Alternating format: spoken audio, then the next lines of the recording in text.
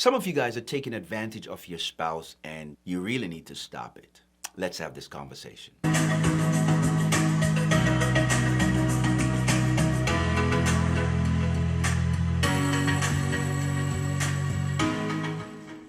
Hello my friends, welcome back to our channel. I am Doran and this is Knoteasilybroken. The purpose of this channel is to add value to your life, your marriage, and your relationship. We are here to transform your life through the content that we share. If this is a type of content that interests you, then please help the YouTube algorithm recognize this channel by hitting that like button. Oh, you have no idea how important hitting that like button is to this video. Please, we'd love for you to support by doing that. Let's get right into it. You know, it is very sad that a lot of times what we realize in marriages today is that after a couple get married for a while, you're in a marriage for 4 years, you're in a marriage for 3 years, maybe 5, 10, 15, 20 years, 30. After a while, you seems to be very nonchalant. You seems to not pay attention to the little details, the little things that mean so much to your spouse. And oftentimes, you take your spouse for granted. Have you ever heard the phrase or the statement, familiarity breeds contempt? It does breeds contempt. What does familiarity breeds contempt mean? It means extensive knowledge of or close association with someone or something that leads to a loss of respect, honor, dignity. In other words, you lose respect for the person because you are familiar with them. Just because you're familiar with your wife or your husband, just because you know them for a long time, does not give you the right to just disrespect your spouse, just to do whatever you want, say whatever you want. I know that I have been guilty of that. I've been married for almost 28 years, and I have found guilty of this. I have found guilty at times for taking my wife for granted, saying things that I thought was a joke, not realizing that it would hurt her feelings. You know what I'm saying? Let me give you some example of what I'm talking about. Number one, not telling your spouse, I love you anymore. Some of you guys have not said, I love you for a long, long time. When is the last time your wife hear those words come out of your mouth? Honey, I love you. Honey, you are beautiful. Honey, you are attractive. Honey, you are sexy. Man, you're an appealing husband. You're a fine gentleman. You are a wonderful father. You are a great provider. When is the last time your husband hear those words? Here's another one. You're always pointing out the bad things about your spouse. What about the good things that they're doing? Can't you see that they're trying their very best to be the best version of themselves? Is it only the negative things that you see? You find faults and everything that's going wrong rather than edify them about the things that they're doing right? Are we so self-centered and selfish that we can only look for the bad rather than look for the good in our spouse? How about this one? Stop going out and dates. Oh, can we go out? Oh, I'm tired. Oh, you were not tired to go hang out with your girls, though. You were not tired to go to the mall and spend 3-4 hours. But you can't hang out with your husband. You were not tired to watch the game for 3 hours, 4 hours. But your wife asked you to watch a movie with her and you have a problem with it. That's a problem. That's horrible. Well, how about this one? Body shaming. Oh, you're fat. Oh, you don't look attractive anymore. It's despicable for men to body shame their wives. I will get you and I will, man, it's so horrible.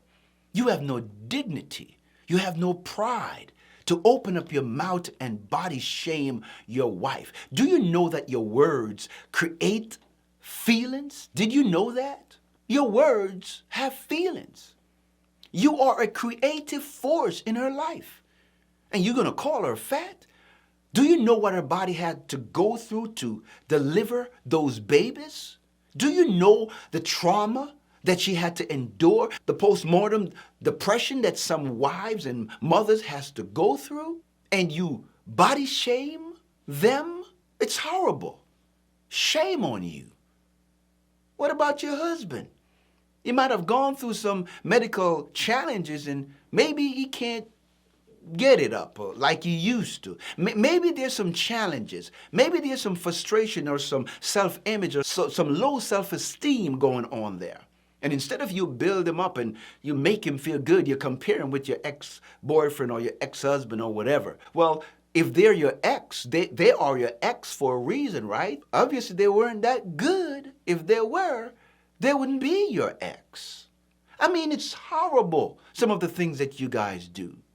It's disgusting. Shame on you. How about this one? Using disrespectful words to each other, calling each other out of their names. That is so bad and horrible. It's ugly. My God. You call her the B word. You call her the N. I mean, y'all just call your spouse some names. You're taking your spouse for granted. You're taking advantage of the fact that you guys are familiar with each other.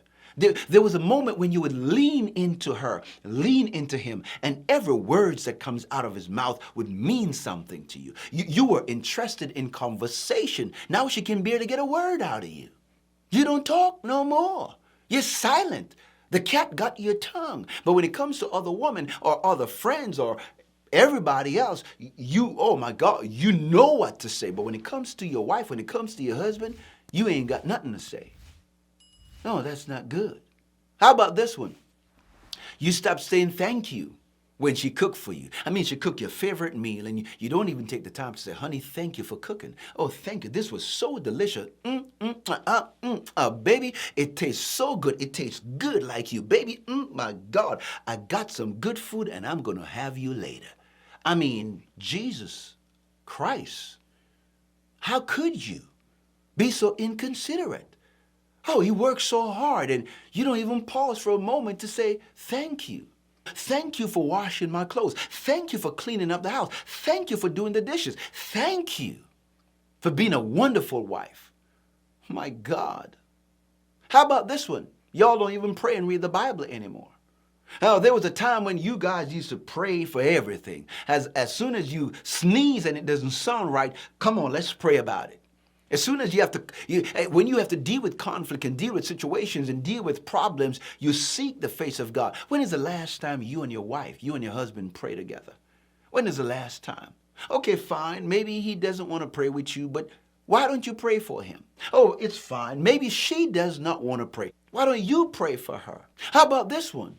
You're married and all of a sudden you start acting single. Oh, you want to party, you want to drink, you want to go out with your boys, you want to go out with your girlfriends, you want to party on the weekends, you want to do all kind of things, acting like you are single. No. It doesn't work that way. When you decide to get married, you made a commitment to the relationship, to the marriage. You got to find a reason to actively show up and show out and do what is necessary to create that atmosphere of love and intimacy and passion and oneness in the marriage. You just can't do whatever you feel like. You can't just walk out of the house and not tell your wife where you're going, where you're going to be. You're going out, you don't tell your husband where you're going. No, he's not keeping a tab on you, but it's out of respect and honor that you share these things. I know you are grown folks and you feel like you can do what you want, but you give up that right when you decide to get married. So singleness and marriage does not work. Are you single as a single individual in marriage? Yes, but you're not a single person no more. Get it, learn it, accept it, live it. How about this one? You show less interest in the marriage. It doesn't interest you anymore. I mean, there was a time gone by when you guys were inseparable. When you both walk into the room, everybody knows that you were lovers. You couldn't keep your eyes off her. You couldn't keep your hands off her. I mean, you were all over her like white on rice. I mean, you were just buzzing. You were salivating at the mouth. Everybody else have to get oxygen because you suck all the air out of the space when you're there. Now, what happened? How about this one? You don't want to have sex anymore. It's not a medical issue. Or you're not going through any type of challenges in life. No, all of a sudden you don't think that sex is important no more. You don't want it, so you don't give it. Or she want to give it and you don't want to receive it. Y'all know I'm telling the truth. You know this is your story. You know this is where you're at. You spend more time on your phone. As a matter of fact, you talk and you communicate with your phone more than you do to your wife, to your husband. Your head is always in your phone, always in your phone. Social media become your best friend. She ain't get no me time. When you wake up in the morning, instead of you going for your wife or going for your husband and loving and cuddling and praying together, you reach over and the first thing that you grab is your phone. Talk to me. How about this one? You argue about everything. Stuff that you used to laugh about then, all of a sudden it becomes irritating. Are you kidding me? You argue about everything. She sneezes and you get mad. She cook for you and you get upset. She don't cook and you get upset. She asks you to smile or say hello, thank you, and you guys find every reason to get mad at each other. That's a problem. How about this one? As soon as something go wrong, we might as well just get a divorce. Well, you might just get one. The Bible says life and death are in the power of your tongue. You live at the level in which you speak. And if you keep speaking negative about your spouse, guess what? You're going to feel negative. Your actions and your words have power. How about this one? Not picking up after yourself. There was a time gone by when you put the clothes in the dirty linen bin. There was a time gone by when you are in the laundry room, both of y'all washing and folding the clothes together and having a wonderful me time, act of service, the act of intimacy, the act of quality time, the act of words of affirmation, the act of physical touch. You were all over, baby. You couldn't get your hands off each other. Now you can barely put your hands on each other. Now you don't help out around the house no more. You don't spend quality time together no more. All of a sudden now you're connected with other people. You have an emotional affair. You have a physical affair. You don't care no more. You just cheat whenever you want, do whatever you want. Nobody can tell you what to do. All of a sudden you call yourself a grown man. Oh, you didn't know that you was a grown man then when you marry her? Oh, you didn't know that you're a grown woman then when you marry him? You didn't know that? So why are you acting like you're not grown folks no more? Come on now. My God in heaven. It's horrible what y'all are doing to each other. It's terrible. How about this one? Disrespectful to your spouse in public. Oh my God. Nothing is in private no more. You feel it and you just gonna let it out. Or you go to Thanksgiving dinner with your family and you find reason to talk bad about your spouse in front of your family. Y'all need a reality check. Sometimes I really wonder if you guys understand the importance of marriage anymore. I really do. I'm trying to figure out whether you just wanted to be married, but you don't want it to be a wife. You wanted to be a groom, but you didn't want to be a husband. You wanted to be a bride, but you didn't want to be a wife. Talk to me. How about abandonment? Whew. You abandon your spouse. These are just some of the things couples do to each other. This is why it's so important to be intentional about how you treat each other, how you serve each other, how you act in the marriage. Many marriages end in divorce because of things like this. Not because you're married for 5, 10, 15, 20, 30 years. You just do whatever you want. Your marriage is not any less. Your spouse is not lesser. Your spouse is not useless. Maybe you're acting like you're useless, but your spouse still has value for you, and you should have value for them.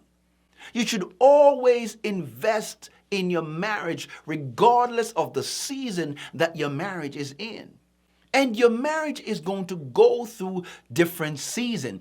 If you are married for longer than a day, longer than 24 hours, you begin to understand that you married 4 people that you're married. The person that you date, the person that you court, the person that you're married to, the person that they're going to become because of marrying you. Get used to being excited about your life and marriage. And if you're having marital problems, and a lot of people do, get the help you need. Find the time to go and get the help that you need. If you have some mental issues or you have some emotional issues, if there's some residue from your past that you brought over into the marriage that is preventing you from loving and serving your spouse the way you desire, then you need to fix it. Get it right. Do what's necessary. It's not fear to them, it's not fear to the marriage, and it's not fear to God. Some of you guys, your wife or your husband has to go to therapy and get treatment, trauma, and all those things because of you. That's bad, man. It's horrible. And you need to do better. And so, guys, that's it. Stop it. I beg of you. Cut it out. Grow up. Put on your big girl panty and put on your big boy boxer and get into the fight of life when it comes to your marriage. Wake up. If it's going to be, it is up to you. Stop allowing your feelings to get the best of you. Don't trust your feelings. Trust your action, because your actions will always change the way you feel. And so, guys, that's what I want to share with you in this video. Thank you so much for watching. I absolutely appreciate you. And if this video adds some value to your life, then you know what to do. Hit that like button. Give the algorithm something to talk about. Leave a comment in the comment section. We'd love to hear what you think about this video. Thank you so much for watching. May God continue to bless you. And I cannot wait to see you in the next one.